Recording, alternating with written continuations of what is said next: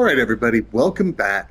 Today's video is going to cover coverage shells. I know that this is a basic sort of subject, but it is actually a very important subject. The coverage shell, there are different definitions for it, but essentially what we're looking at when we're talking about coverage shells is the number of players that are playing deep, the number of defensive backs or defensive players that are playing deep, right? The shell is the deep shell over the rest of the coverage, okay? We're going to start off with cover 4. Cover 4 is probably the safest defensive shell that there is, right? You notice we have 4 deep defenders over there, right? We've got 2 on the left side, 2 on the right side, okay? And it covers all areas of the field, and it's very difficult to beat deep. What are the strengths of this? As I said, beating deep. But also, cover 4s have run fits built in with these 2 safeties, okay? So it's actually an extremely good run defense, especially when you drag the safeties down. So those are the 2 strengths. It's great for deep coverage. It's very hard to bomb a cover 4, and it plays the run very well by default. When you come out, my suggestion is if you're sort of a beginner to beginner dash intermediate player, always come out with the first play in a cover 4, regardless of your formation. Come out in a cover 4, it's safe, and you can adjust out of a cover 4, okay? And I'll get to the adjustment here after I go over the other coverage shells, right? But you can adjust out of a cover 4 if you want to, right? So in this case, we can take our linebacker and man him up, okay? A lot of cover 4s will have, some cover 4s will have 2 vertical hooks and some will have 1, okay? So what we've done here is we've expanded our user's area by manning a guy up and taking that guy specifically out of the play, right? At least hopefully, right? A weakness of cover 4, what is the weakness? Well, one is generally you're not going to get the best pass rush. You're either going to have a 4-man pass rush or a 3-man pass rush, depending on the formation, unless you're running like a 5-2 or something like that, right? So that is a weakness, right? You're not going to be generating as much heat. You can do things like blitz Hendricks and user this guy, right? And that's something that can help with the pass rush. You can add another pass rusher. You're just going to have to cover more of the field. But that's essentially cover 4. It's the safest defense, okay? You can shade down and turn your cloud flats into hard flats, okay? So you can have sort of an aggressive cover 4, or you can shade up and have your cloud flats, right? So that is essentially a cover 4. The next coverage shell we're going to talk about is cover 3, okay? Cover 3 is also a very safe defensive formation, right? A very safe coverage shell, right? Because you have 3 deep defenders, one that defends around the hashes, and the 2 other ones who defend their deep halves. They defend that entire half of each side of that field, right? So almost half. So it's a very safe coverage shell. The rest of it is very similar to cover 4, right? You can shade your coverage down like this, right? Or you can shade your coverage up. So you go from hard flats to cloud flats, or cloud flats to hard flats. You can also do things in any of these coverage shells, like, put X in a curl flat. So we have 1 curl flat and one, we'll put him into a hard flat. So we have 1 curl flat and we have 1 hard flat, right?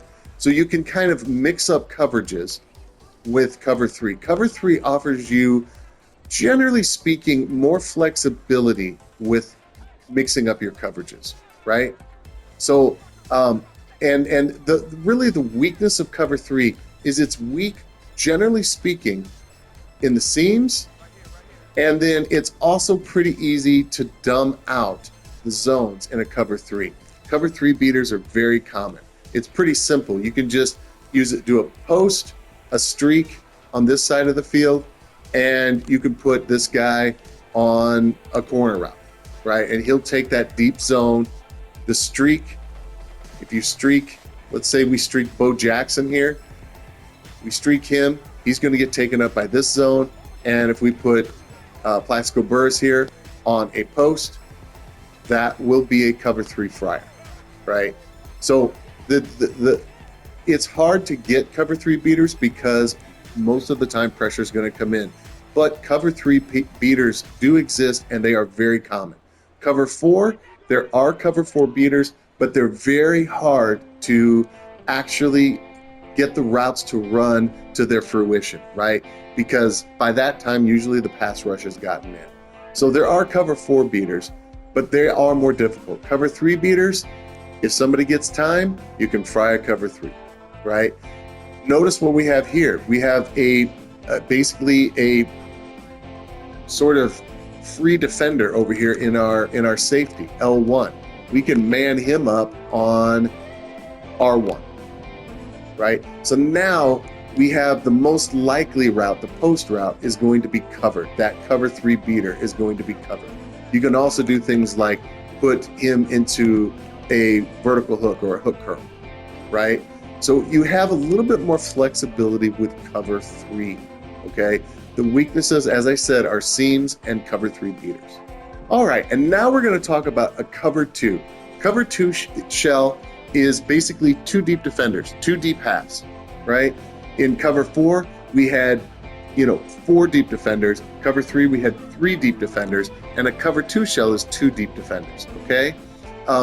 It is a strong defense. It is a very popular defense in the NFL, and it's still a very popular defense in Madden, right? There are some weaknesses to this defense, though, right? So, what's the most obvious one? This, right up, this is the hash marks, right? That is the biggest hole, okay? And then a lot of times with a cover 2 shell, okay, it's corner routes are going to be able to get open. So if you say send him on a streak, Plaxico Burress, and you send him on a corner route, right? This deep half, there's only one deep half here. So he's going to have to take either the streak or the corner. Most likely he will take the streak, leaving the corner wide open.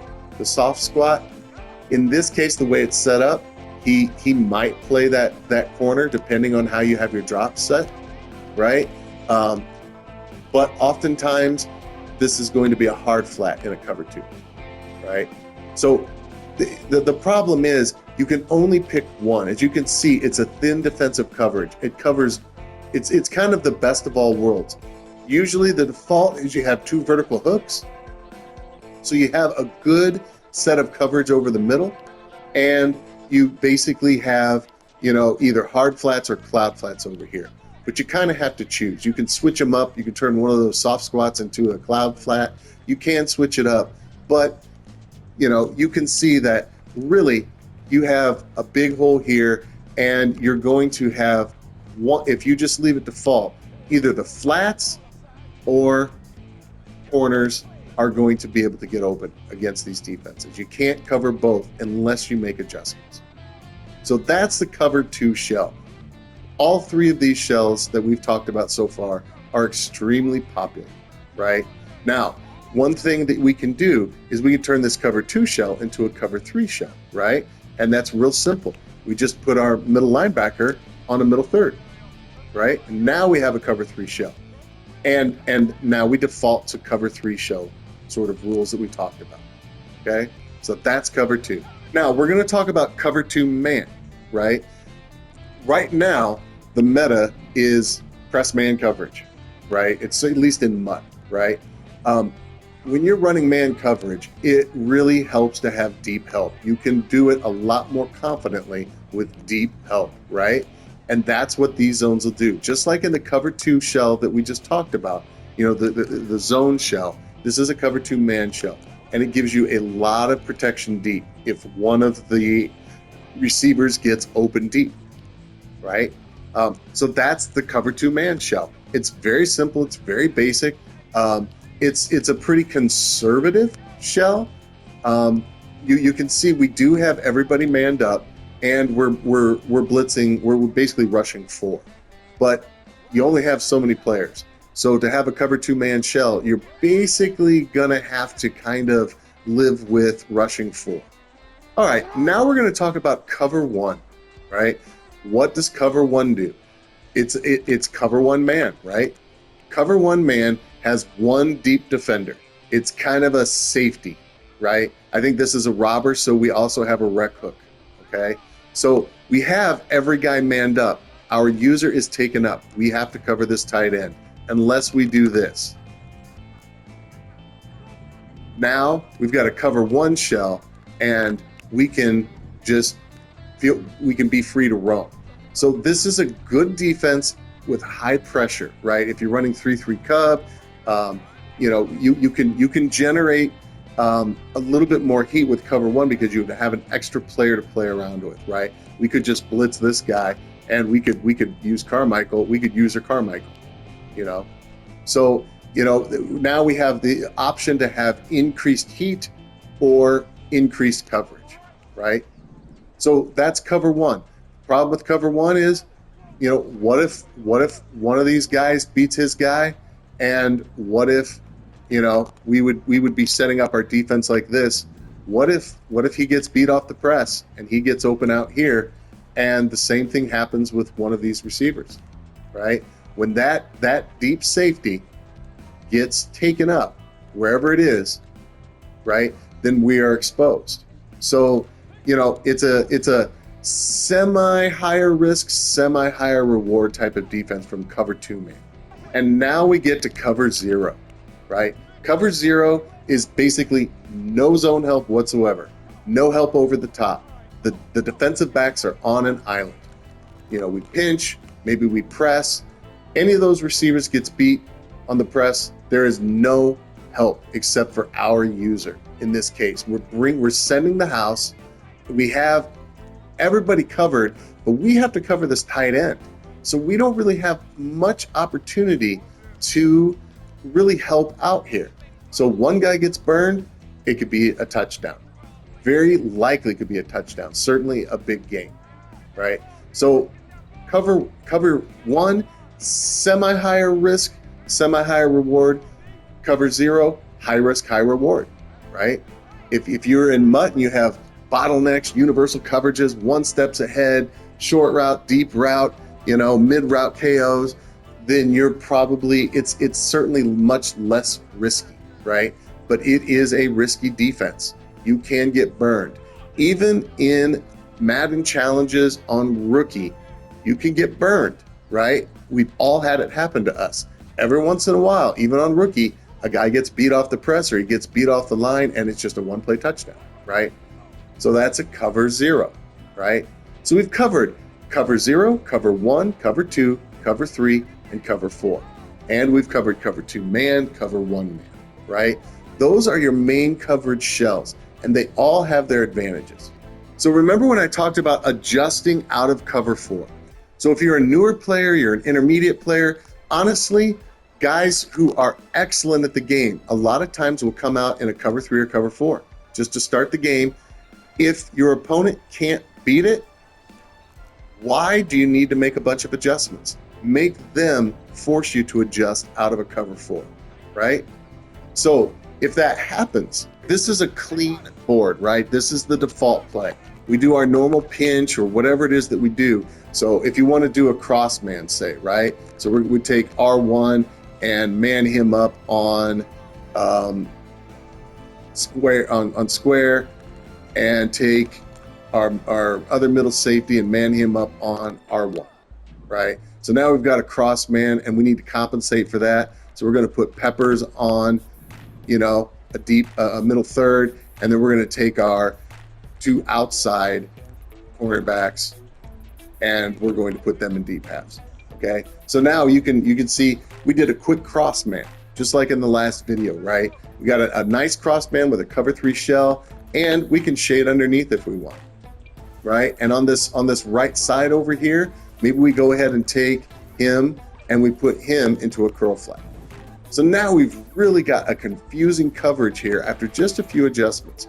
We turned our cover 4 into a cover 3 cross man, and we've got almost like a little cloud effect going on here, right? So I wanted to show you these coverage shells. We've been through so many adjustments in all of my videos. I'm not going to bore you with any more adjustments. I just wanted to give you some examples. These are the coverage shells that you need to know and understand, okay? There are strengths and weaknesses to each one, and if you make sure that you're aware of those strengths and weaknesses, and you can play to the strengths and you can compensate for the weaknesses, you will be on your way to playing really good Madden. So those are coverage shells in a nutshell. Haha, pretty punny, huh? Anyway, you guys, I hope you've enjoyed the video. Please be on the lookout for the next one, and as always, have a great day.